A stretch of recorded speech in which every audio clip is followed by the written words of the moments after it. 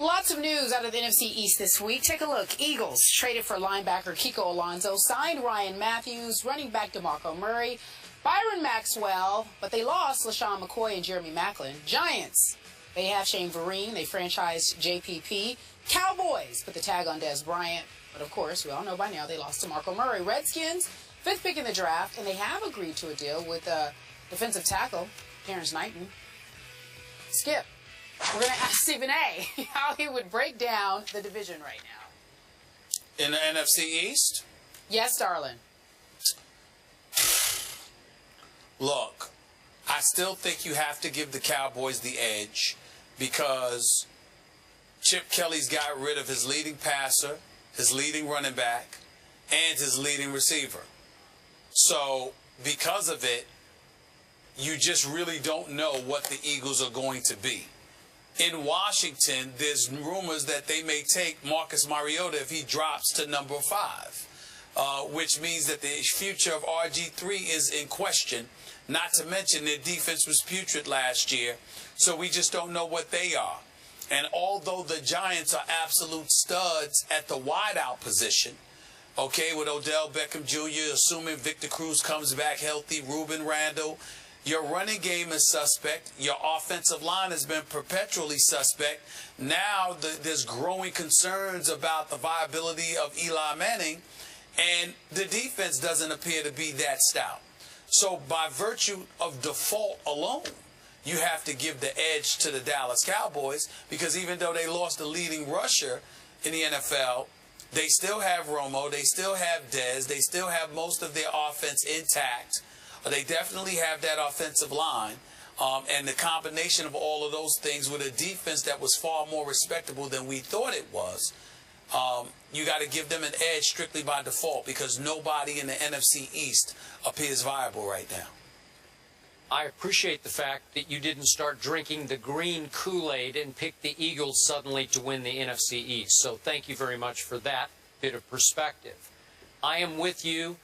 I need to see where Dallas goes from here because I think Jerry and Stephen Jones have only begun to fight back. So, again, McFadden doesn't do a whole lot for me. Let's let the other dominoes fall, the draft dominoes, but I still like the Cowboys slightly to win this division, even though I'm going to be objective about this. They have lost off their defense Justin Durant and Bruce Carter and Henry Melton, and they lost Dwayne Harris to your Giants. And I think he's going to help them as a kick returner, part-time receiver. So, Stephen A., I'm here to suggest that the team that will push Dallas the hardest next year is your New York Football Giants. I think Eli will have a bounce-back year. Hey, if Victor Cruz is right, along with Odell Beckham Jr., that's going to be some star power at the wideout position.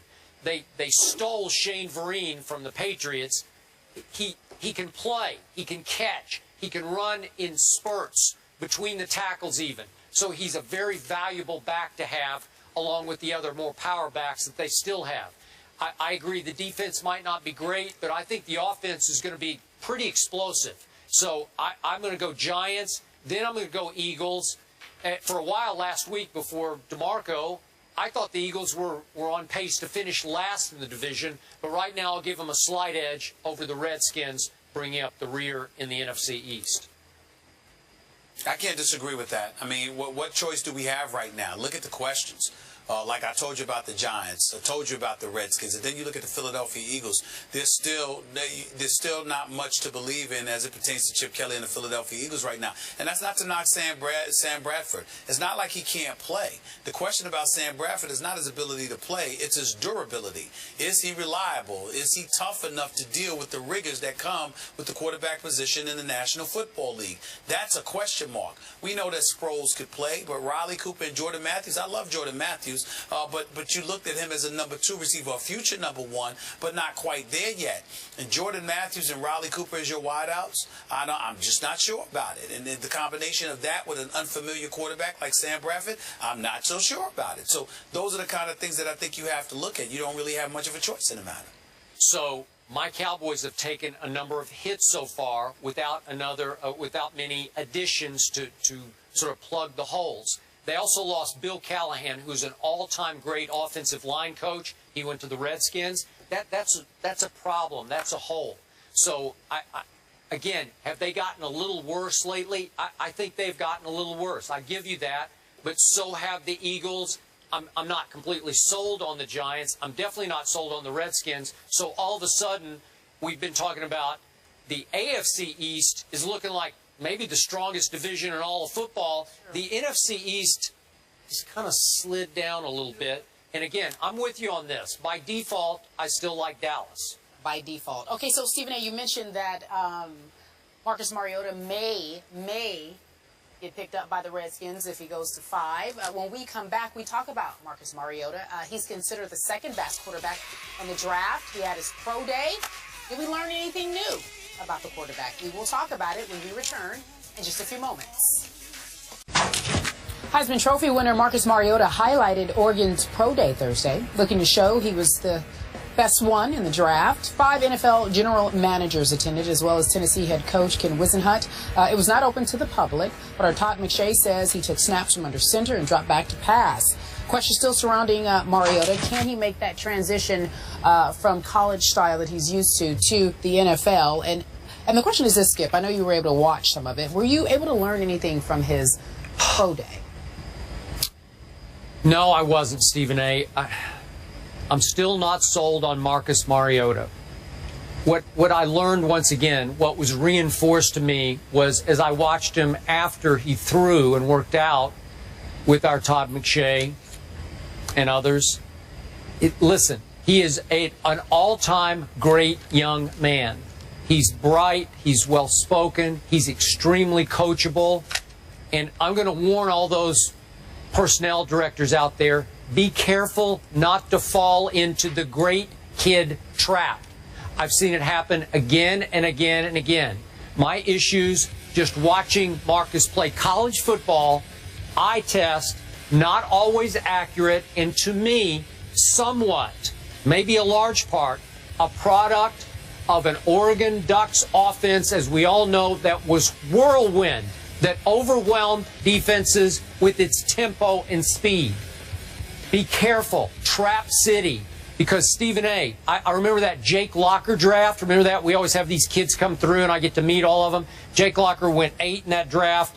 Then Christian Ponder, one of your favorites, went 10th. I think Blaine Gabbert went 10th, and Christian Ponder went 12th in that draft.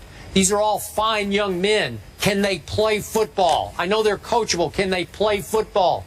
Can Marcus Mariota play football at the highest level? Can he command a huddle, command an offense, command the media and a locker room in a city as the franchise quarterback?